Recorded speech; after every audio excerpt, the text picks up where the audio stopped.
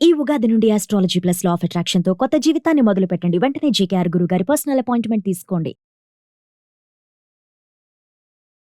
మీనరాశి వారికి ఈ 2025 విశ్వావసునామ సంవత్సరం ఉగాది పండుగ నుండి మళ్ళీ ఉగాది పండుగ వరకు ఎలా ఉండబోతుంది అంటే బాగుంది అనే తెలియజేయాలి.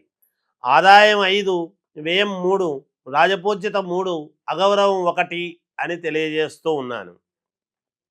కొన్ని సమస్యలు ఉంటాయి.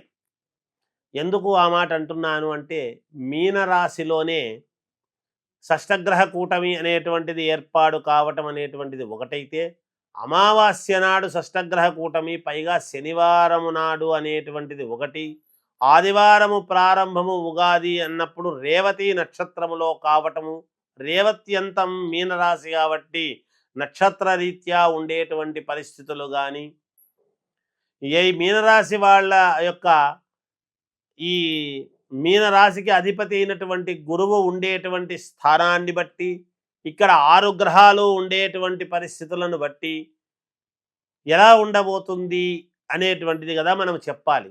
కానీ అద్భుతమైనటువంటి యోగాలు ఉన్నాయి, చిన్న చిన్న ఇబ్బందులు ఉంటాయి. మరి రెండూ ఉంటాయి జీవితం అన్న తర్వాత. అందుకే కదా మనం ఉగాది పచ్చడిని తింటాం. షడ్రుచుల సమ్మేళనం దాన్నే చెప్పబోతున్నాం మనం. అందుకని కొన్ని సమస్యలు అనేటువంటివి ఉంటాయి. గ్రహస్థితులు అనుకూలముగా కొంతవరకు, అనానుకూలముగా కొంతవరకు ఉండేటువంటి దాని వలన చిన్న చిన్న ఇబ్బందులు ఉన్నా వాటిని అధిగమించి ముందుకు వెళ్ళాలి అని ప్రయత్నము చేస్తూ జాగ్రత్తలతో ముందుకు వెళతారు. తప్పకుండా మీకు విజయం లభించి తీరుతుంది. ఇన్ని ఇబ్బందులు ఉన్నా కూడా అయినా బాగా నెగ్గుకు రావడానికే మీరు ప్రయత్నాలు చేస్తారు. దైవానుగ్రహం అనేటువంటిది చాలా వరకు మీకు ఉంటుంది. అనుకూలమైనటువంటి వాళ్ళతో సంప్రదింపులు అనేటువంటివి చేస్తారు. మీకు కావాల్సినటువంటి వాళ్ళతో మీ యొక్క జీవితాన్ని పంచుకోవాలి అనేటువంటి దాంట్లో చేసి మంచి మంచి ఆలోచనలు చేసి ముందుకు వెళతారు. మంచి సలహాలు తీసుకుంటారు గాక స్థిరాస్తుల విషయంలో విజయము సాధిస్తారు. ఎప్పటి నుంచో పెండింగ్లో ఉండేటువంటి స్థిరాస్తులు మీ పరం అనేటువంటిది అవుతాయి. కోర్టు పరమైనటువంటి వ్యవహారాలలో విజయము సాధించి తీరుతారు గాక. ఉద్యోగస్తులకు కొంతవరకు అనుకూలవంతముగానే ఉన్నది. పుణ్యక్షేత్రాలకు వెళ్ళటం చేస్తారు. అలాగే స్థిరత్వము చూసుకుంటారు. ఇంతవరకు స్థిరత్వం లేక అటు ఇటు ఆలోచనలతో ఉండేటువంటి వాళ్లకు స్థిరత్వం అనేటువంటిది బాగా ఏర్పాటు చేసుకుంటారు. విద్యార్థులకు చాలా మంచి యోగవంతమైనటువంటి కాలము. కానీ బాగా చదవాలి. చదివితేనే కదా యోగం అనేది వస్తుంది. చదవకపోతే ఎలా వస్తుంది? అందువలన బాగా చదవాలి అనేటువంటిది.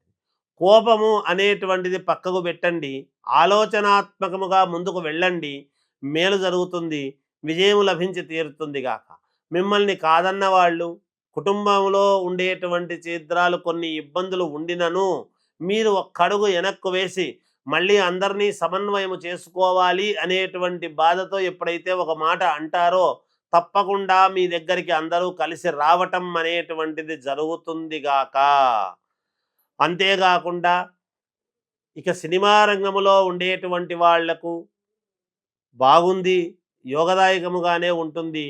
టీవీ సీరియల్స్లో నటించేటువంటి వాళ్లకు కూడా యోగవంతముగానే ఉన్నది. విద్యార్థులు బాగా శ్రద్ధగా చదువుకోవాలి, బాగుంటుంది. అంతేకాకుండా ఈ మీనరాశి వాళ్లకు ఆకస్మికముగా ధనలాభం అనేటువంటిది కూడా ఉన్నది. అధిక ఖర్చులు ఉంటాయి, ధనలాభం అనేటువంటిది కూడా ఉంది. అనూహ్యముగా స్త్రీల వలన ఏదైనా సమస్య వచ్చేటువంటి అవకాశము ఉంటే ఉండవచ్చునేమో అనేటువంటిది సూచనప్రాయముగా తెలియజేయడము జరుగుతూ ఉన్నది. అంతేగాని వేరే ఏమీ లేదు. ఇక ప్రభుత్వ రంగంలో పనిచేసేటువంటి వాళ్ళు జాగ్రత్తగా పని చెయ్యాలి, మేలు జరుగుతుంది. చూడండి, మీనరాశి వాళ్లకు ఏది ఏమైనా చిన్నపాటి మిశ్రమ ఫలితాలతో ఉండినా చివరికి విజయవంతముగానే ఉంటుంది అనేటువంటిది తెలియజేస్తూ జయోస్తు.